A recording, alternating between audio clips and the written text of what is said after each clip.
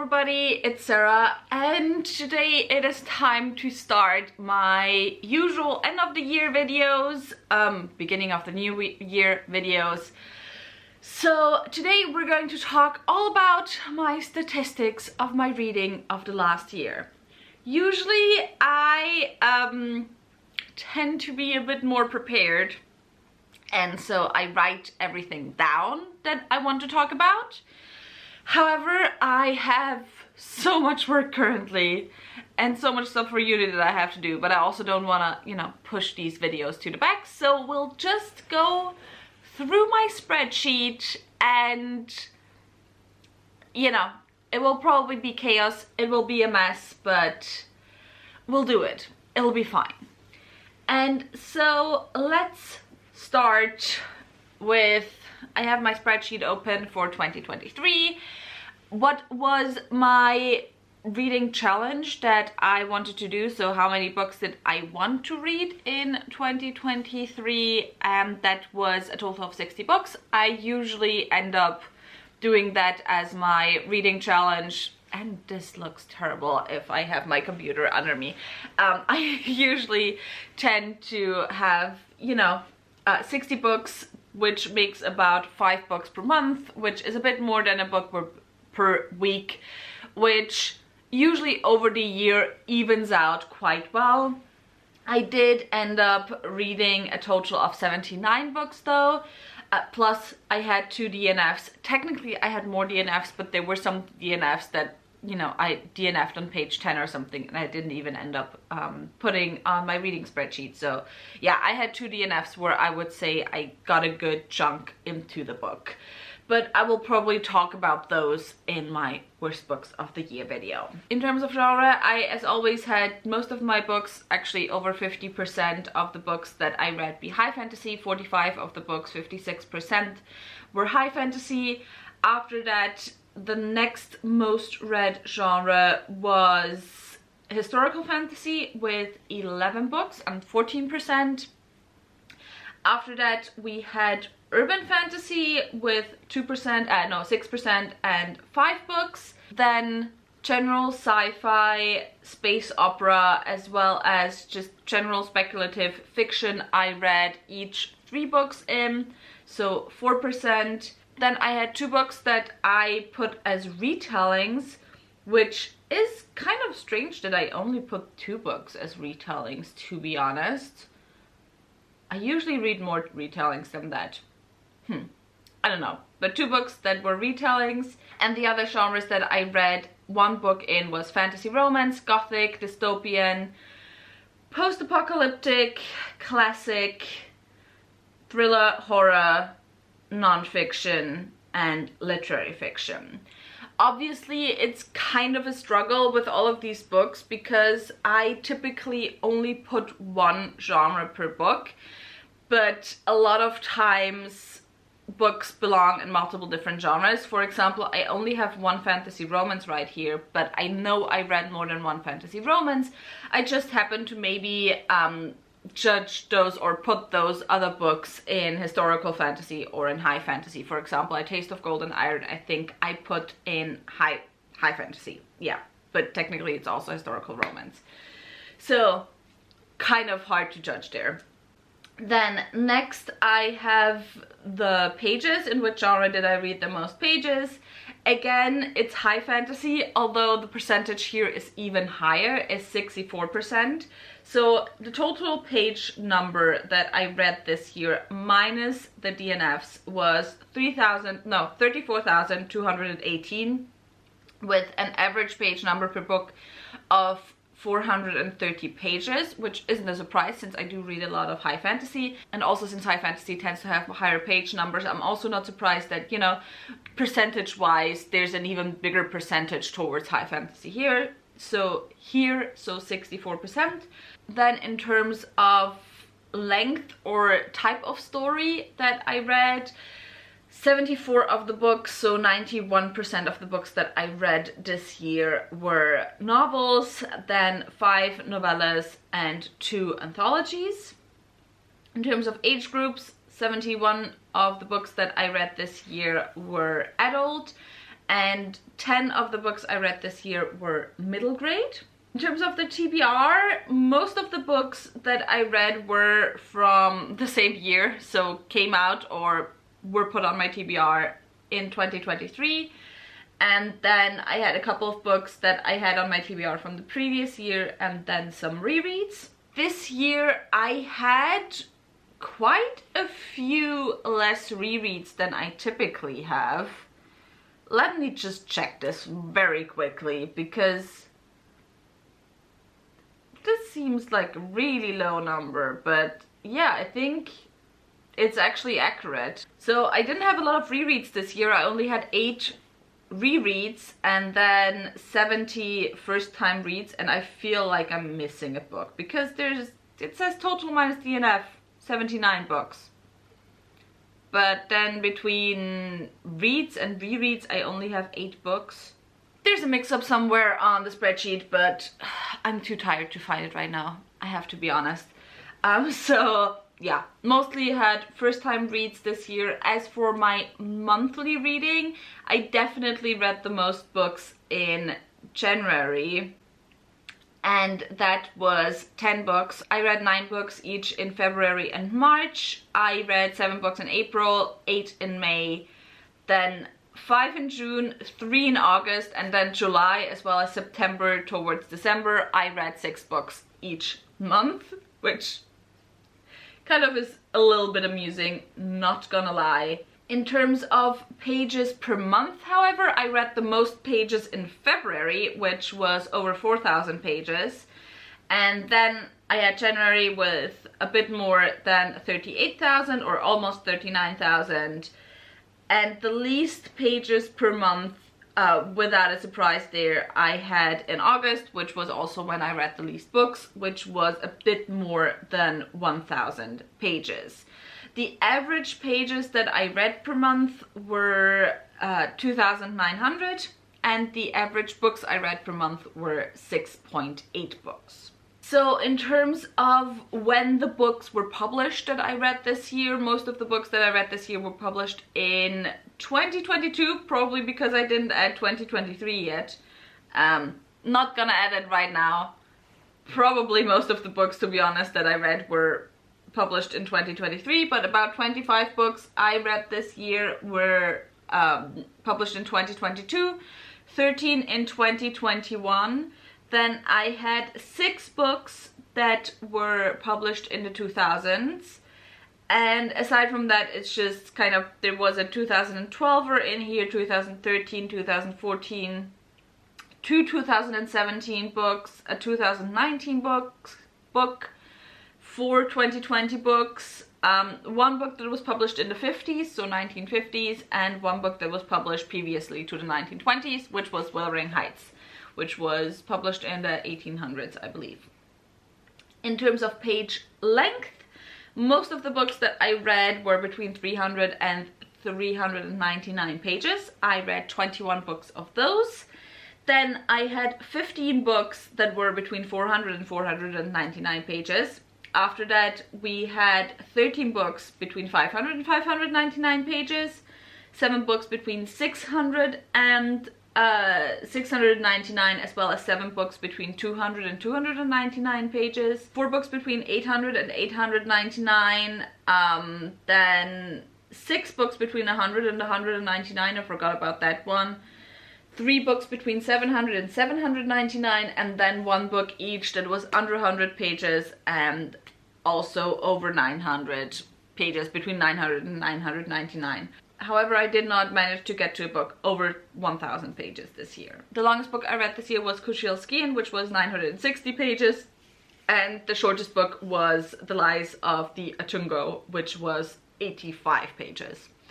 Which, even though it was the shortest book this year, was one of the ones that made me the most emotional. I actually was really good, I think, with how you know, I had my TBR this year, because at the start of the year I had 46 books on my TBR. At the end of the year I had 44 books on my TBR, and my TBR increase funnily enough, was also 44 books.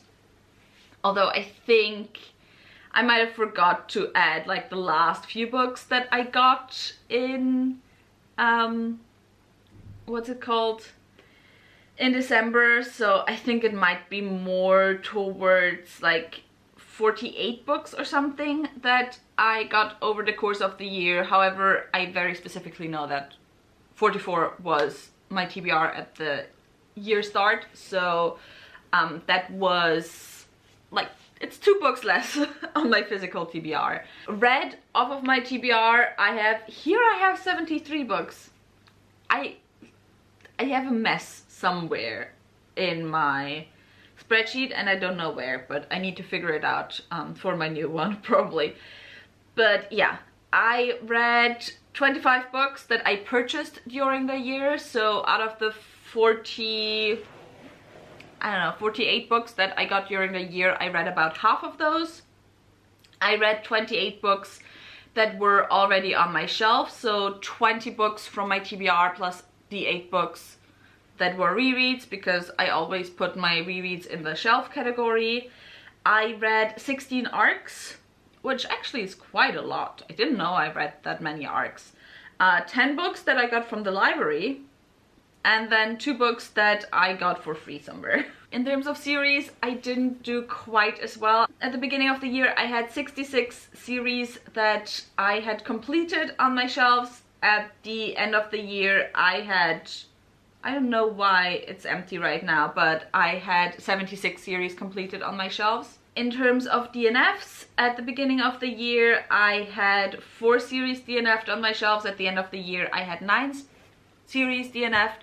Although with my series stuff, the way I do it is that during the year I kind of keep the series that I had completed at the beginning of the year, even though I unhaul them during the year, just so I can more easily keep track of how stuff changes. But at the beginning of the new year, I always go through my series again and look at what's on my shelves. So the way it is right now is just, you know, kind of trying to keep track of the changes. So 10 series that I finished during the year and 5 series that I DNF'd during the year.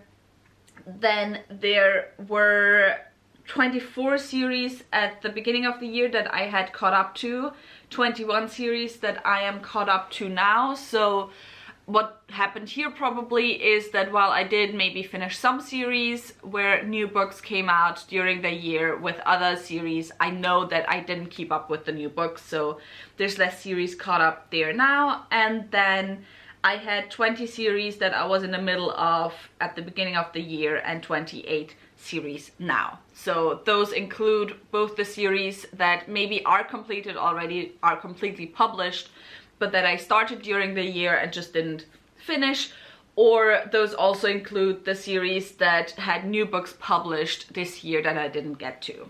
In terms of the books, at the beginning of the year there were 56 books in series that I still needed to read that I hadn't read yet. Now there's 77, so fun.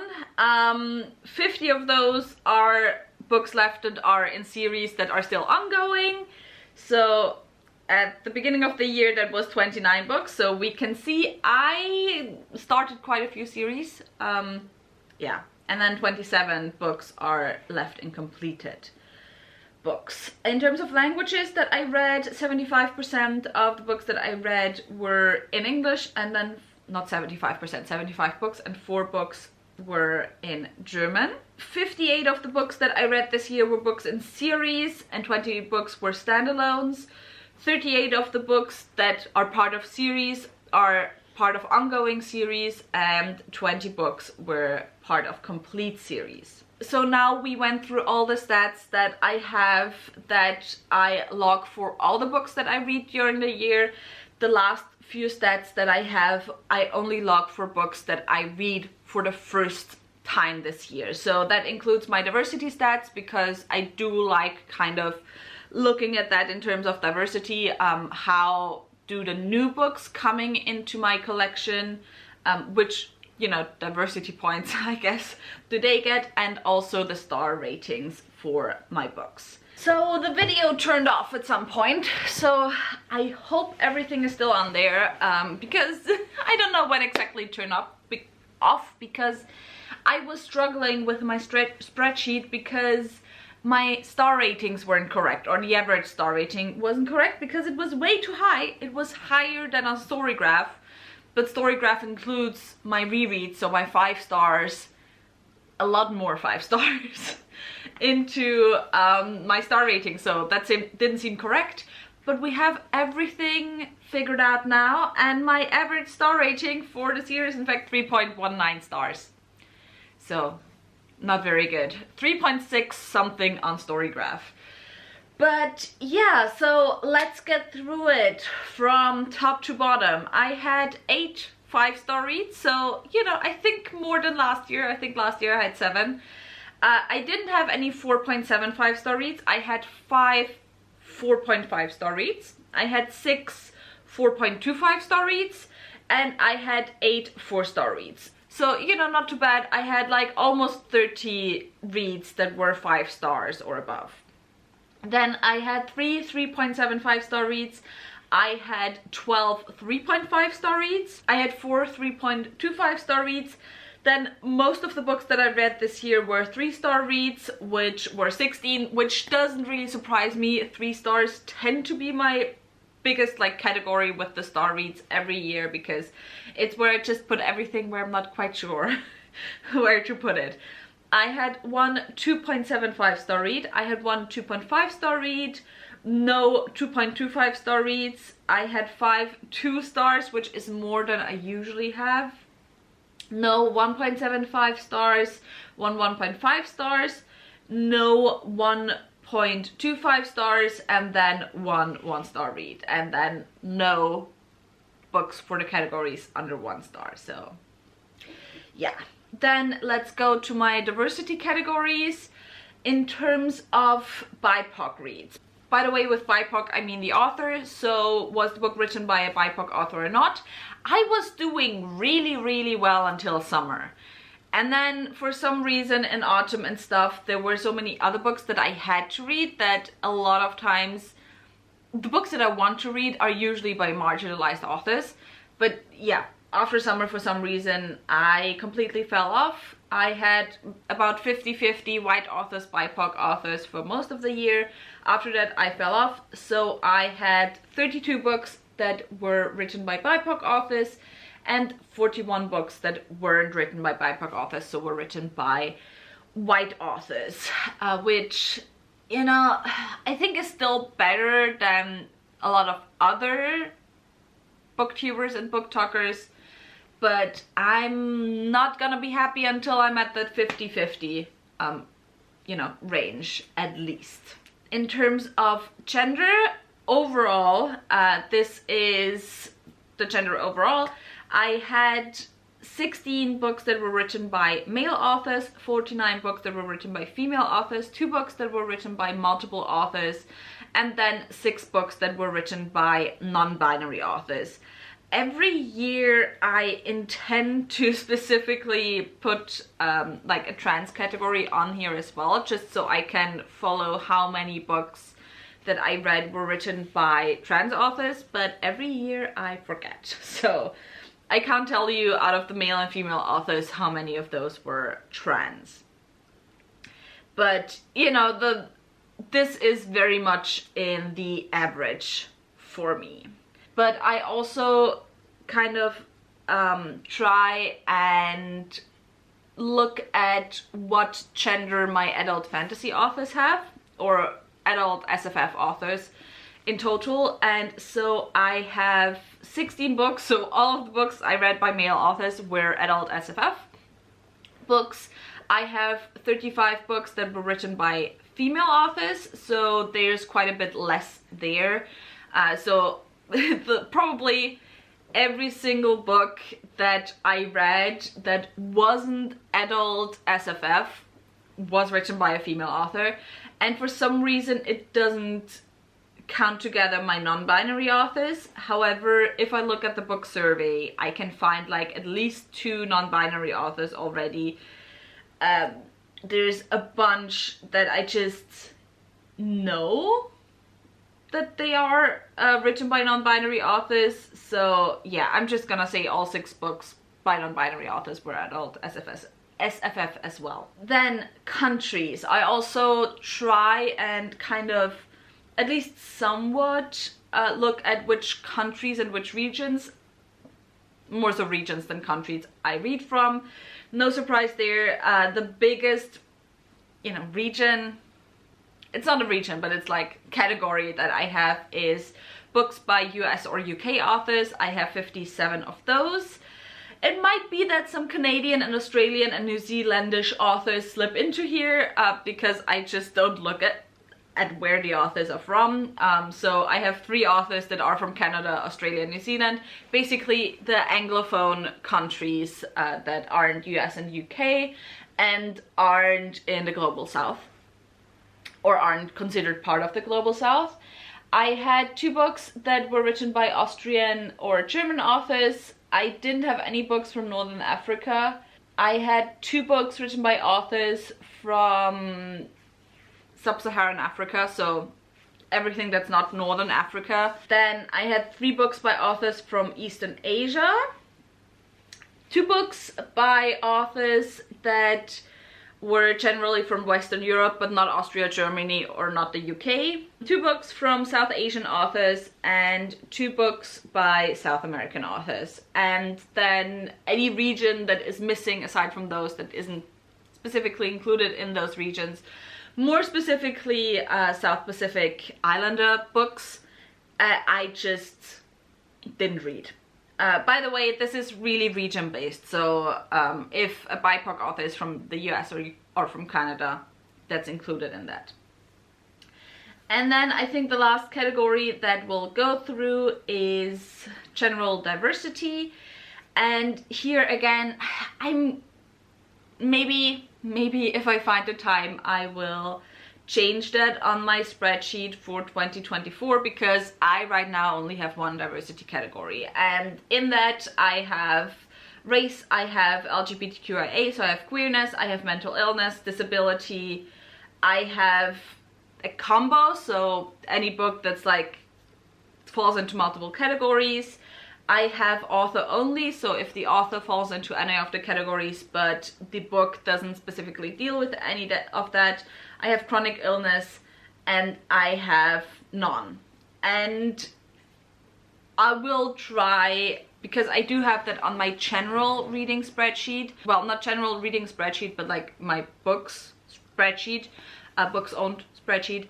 I do have separate categories for race, for queer, and for mental illness and disability. And I might try to, you know, put it like that in the future on my other spreadsheet as well, so we won't just have combo, basically, because basically combo is the biggest category that I have.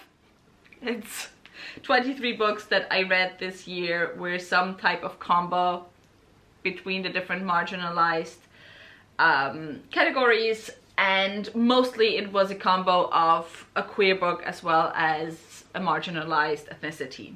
Then 20 books had just LGBTQIA representation. By the way, I am quite strict with what I put into those categories, so most of the time a main character, meaning a POV character, needs to be specifically in this category for me to count, or otherwise the book has to be so queer in all its aspect that doesn't even matter if the main character specifically falls into one of those categories or not. So I'm quite strict, but also just because a book does fall into one of those categories, it doesn't necessarily always mean that it's good representation. It's a flawed system, basically. Yeah. Next, I had 12 books that just fall into the race diversity category. I had 2 books that fall into the just mental illness category, 1 book that fell into the just author only category. I have 0 here with disability, and I know I didn't do good with disability and chronic illness rep this year. However, I know I read some books with disability rep, doesn't fall into it. Like it's not seen on my spreadsheet because it's most probably in the combo category. So yeah, that's why I'm gonna try to change it for 2024. And then I had 14 books that had no rep whatsoever, or maybe just, you know, side characters, because it's very rare that there's really just no rep whatsoever. And yeah, that was it for my very long summary of my statistics. Let's see if I manage to edit this tomorrow. Wish me luck anyway. Tell me in the comments down below, how did your reading go in 2023? If you enjoyed this video, may think about giving me a thumbs up and also maybe subscribing. All the links to my social media, as well as to my book club of Queens, Witches and Valkyries, where I read one adult high fantasy book written by a woman or genderqueer person per month, will be left linked down below, so go and check those out. And I hope I'll see you very soon. Bye!